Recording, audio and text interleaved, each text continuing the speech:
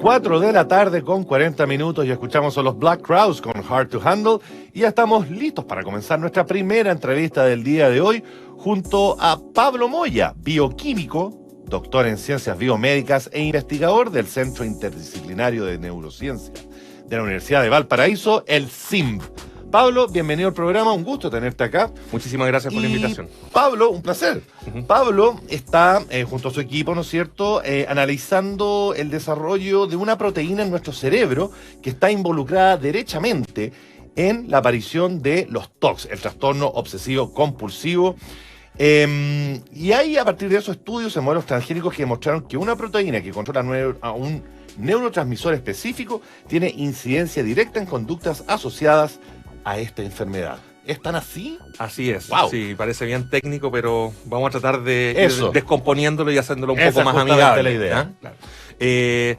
Ok, ¿por dónde partir? El TOC, en Partamos general, ¿cierto? explicando un poco Claro. TOC, porque yo creo que hay mucha gente que asume que tiene Sí. un trastorno obsesivo compulsivo porque le gusta mover algún objeto para que quede en línea recta, ¿no es Exactamente, cierto? sí. Algún cierto tipo de aversión a la contaminación, por la Claro, higiene, por ejemplo. algo que esté mal sí. puesto y tiene que... Claro, ya. exactamente. O sea, son parte del repertorio Popular, claro, y son parte del, folclórico. claro, y del repertorio natural de comportamiento que tenemos los seres humanos. Correcto. Últimamente no, estamos en una fase que nos gusta catalogar todo, entonces Sí. la gente dice, no, el bipolar porque tuvo un Claro, cambio de ánimo, claro. o mi TOC es este particular, ¿cierto? Pero en ese sentido insisto, parte del repertorio natural. Cuando estamos hablando de una patología neuropsiquiátrica como es el TOC, estamos frente a un trastorno incapacitante, crónico, y que si no se trata va a interferir severamente en la calidad de vida de la persona. Claro, yo creo que, entendiendo lo que tú me estás diciendo, que la clave del TOC es aquello que no nos permite, a partir de este trastorno, llevar una vida normal. Exactamente. Perfecto. Entonces, coloquemos un par de ejemplos. Vale. Tenemos una situación de un paciente que tiene obsesiones y realiza rituales con respecto al conteo.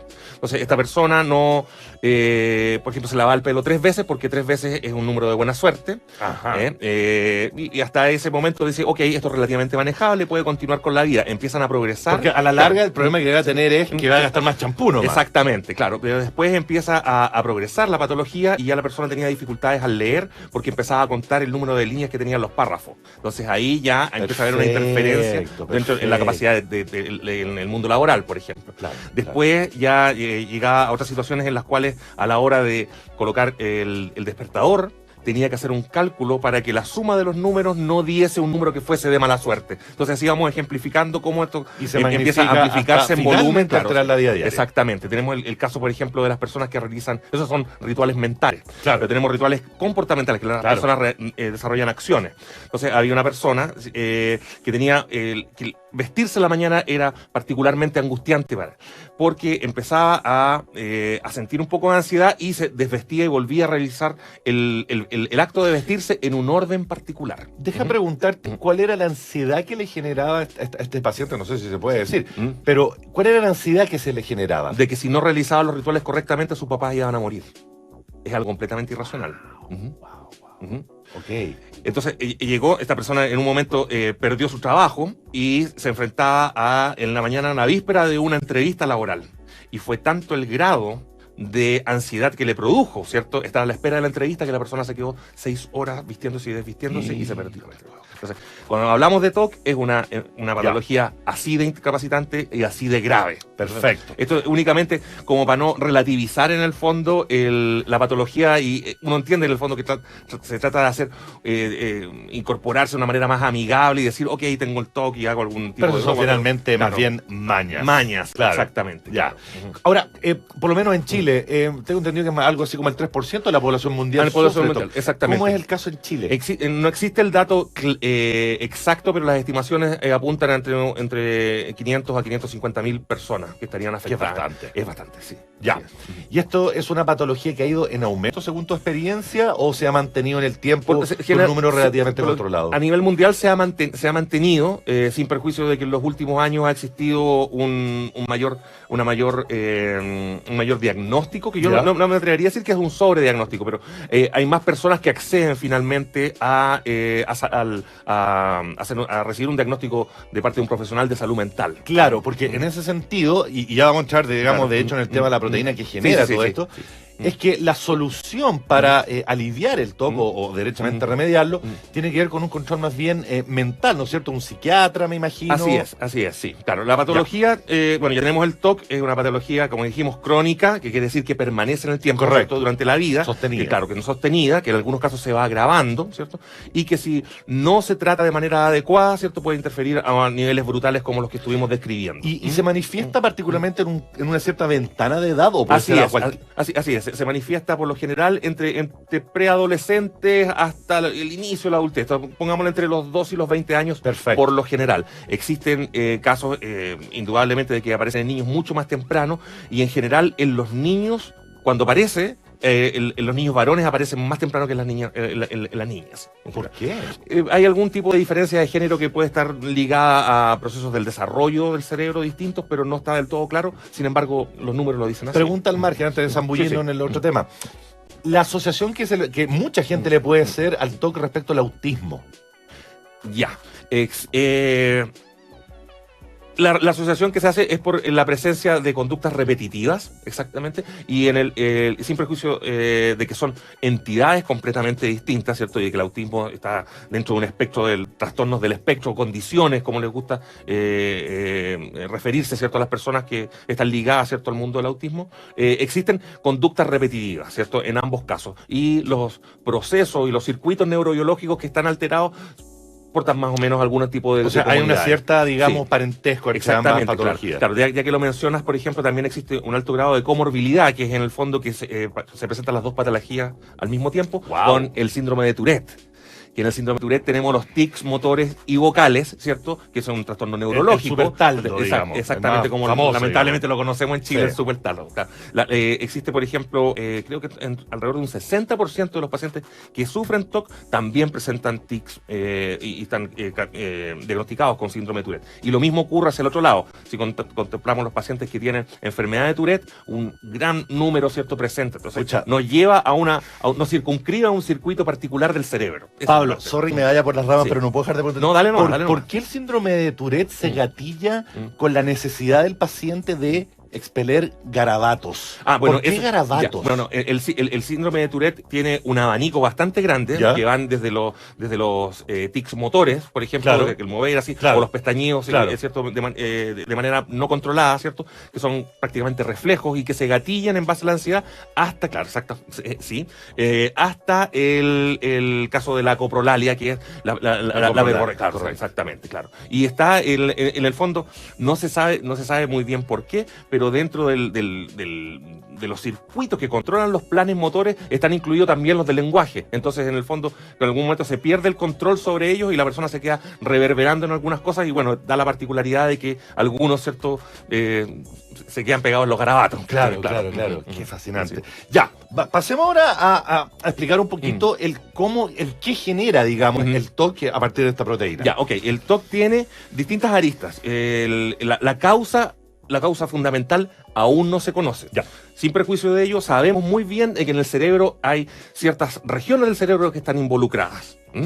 O sea, por ejemplo, en el compromiso de la depresión existen ciertas regiones, en el compromiso de la ansiedad existen otras, en el caso del TOC y del Tourette también existe un circuito particular que es el que está relacionado en la ejecución y el descarte de otros planes motores que nosotros ya tenemos, digamos, como precableados en el cerebro. Perfecto. Cuando se pierde ese control, podríamos decirlo que en el fondo nos quedamos pegados en uno de los cambios. Entonces, y no podemos devolvernos a primera ni a tercera, nos quedamos pegados en segunda, reverberando sobre alguna cosa. Buena analogía, buena analogía. Existe factores genéticos, eso quiere decir de que el TOC se transmite a través de las familias, de que si consideramos, por ejemplo, dos gemelos monocigóticos, en el cual uno tiene TOC, el hermano va a tener un 90% de chances de padecerlo. Eso nos da cuenta de que hay un componente genético fuerte y que sin embargo no lo explica todo. Existen también componentes ambientales que lo pueden gatillar. Se sabe de que personas que sufren traumas o experiencias traumáticas tienen muchas más chances de gatillar patologías, pero eso en realidad es en el espectro amplio de las patologías psiquiátricas. Claro, y es más circunstancial, finalmente. Exactamente. Entonces existen Dale nomás. Sí. Está bien. existen patologías, o sea, dentro de esta patología existen alteraciones dentro del circuito, ¿cierto?, que controla estos planes motores. Indefectiblemente tiene que existir alguna alteración durante el desarrollo del sistema nervioso, del cerebro, que produce esta alteración que se manifiesta de la manera que nosotros la observamos a través de los síntomas.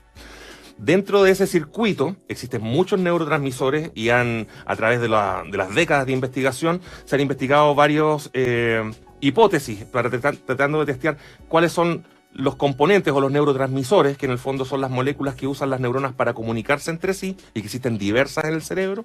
Y en los últimos años se ha acumulado bastante evidencia de que una de ellas, que es el glutamato, está alterado en el TOC.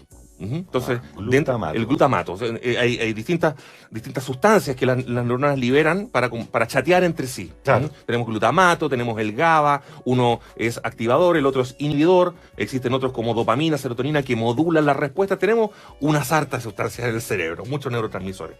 Dentro de esos tenemos el glutamato. Y dentro de la hipótesis del glutamato existen evidencias a nivel de estudios de imagenología, en el fondo cuando se hacen resonancias magnéticas funcionales y uno puede ver el cerebro en acción. Se han observado que regiones que chatean con glutamato se ven comprometidas en los pacientes con TOC, comparados con los cerebros sanos. Ya. Desde el punto de vista de los screening, de los análisis genéticos que se hacen en población, se han realizado diversos estudios desde inicios de la década o sea, hace 2 décadas, desde el 2002 más o menos partieron, y que apuntaban a diversos genes que codifican para proteínas que pertenecen al sistema del glutamato. Ya. Y una de ellas es este famoso transportador de glutamato, el EAT3. Estos estudios provienen tanto de estudios que se hicieron de genética en familias, como de estudios, casos, asociaciones, donde yo tomo una población de pacientes con TOC y la comparo con pacientes sanos, o sea, con individuos sanos que no están relacionados entre sí. Y al hacer ese tipo de asociaciones aparecen marcas genéticas que apuntan al gen que es donde codifica esta proteína. Ya. Tenemos entonces esa evidencia de que hay variantes genéticas que además llevan a un aumento de la proteína, lo tenemos en este caso, pero ¿cómo indagamos las consecuencias en el cerebro? Claro. Y es en ese momento que nosotros los científicos utilizamos modelos animales en los cuales podemos manipular los niveles de la proteína e indagar qué pasa a nivel de la conducta. ¿Y cuéntanos cómo han sido esos resultados? Entonces nosotros lo que hicimos fue regeneramos un ratón transgénico en el cual podemos controlar a piacere en el fondo los niveles de la proteína, y cuando la aumentamos el ratón se empieza a poner más compulsivo y más ansioso. Entonces, en el fondo estamos recreando cuál es uno de los posibles orígenes de la patología al recrear en el fondo el comportamiento que se observa en los pacientes. Déjame detenerte un segundo con el concepto particular de la ansiedad que tú mencionaste en el caso de esta rata, porque, claro, una cosa es justamente pillar lo que genera, ¿no es cierto?, los TOCs y todo este tipo de trastornos, pero la ansiedad, que es sí, lo voy a decir, es un mal que aqueja a la gran mayoría de la población, y no es considerado como una enfermedad, sino que es como una cosa natural que nos ocurre a todos en distinto mayor o menor cuantía. Sí, pero también vale decir de que, claro, la ansiedad es una respuesta, correcto, es una respuesta fisiológica normal, anticipatoria a algo que nos preocupa. Correcto, no la tenemos, nos ponemos ansiosos, ocurre, y volvemos a nuestro estado basal. Pero existen personas que esta ansiedad de manera recurrente no la pueden controlar y ya se trata de un trastorno de ansiedad.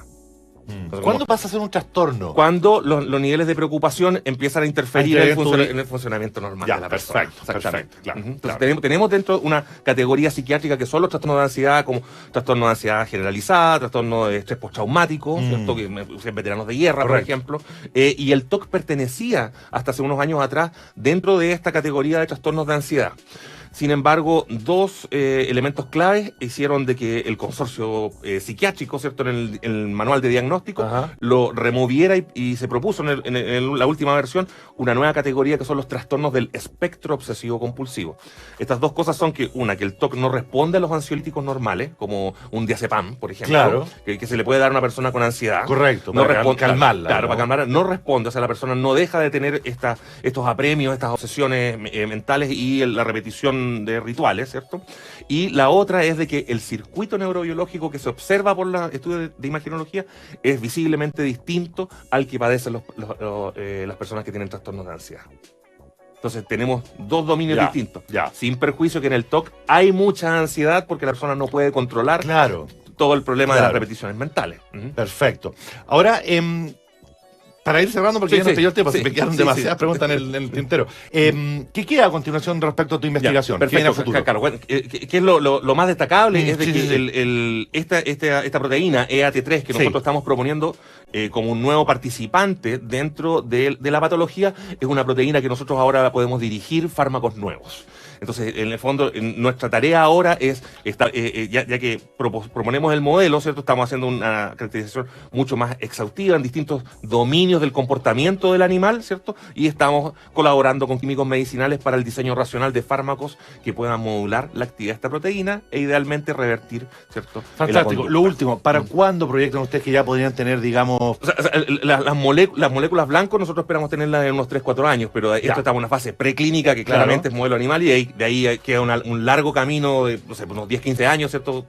Si es que llegase a ser todo exitoso, poder tener un nuevo fármaco en el mercado. Ya, pero es un gran avance y un gran proyecto que están desarrollando, así Sí, que felicitaciones. Muchísimas gracias. Pablo Moya, bioquímico, doctor en ciencias biomédicas e investigador del Centro Interdisciplinario de Neurociencia de la Universidad de Valparaíso, que vino de hecho justamente desde la quinta región a nuestro programa. Muchas gracias por venir, Pablo. Ha estado acá en La Invención del Futuro hablando sobre trastornos obsesivos compulsivos y la proteína que lo genera. Así que muchas gracias y esperemos tenerte nuevamente acá en el programa para contarnos los avances. Nosotros vamos a seguir con más música, alcanzamos a irnos una canción, ¿sí? Vamos a ver una cortita pero buena. Esto es Kula Shaker con Hush y ya volvemos con más Invención del Futuro.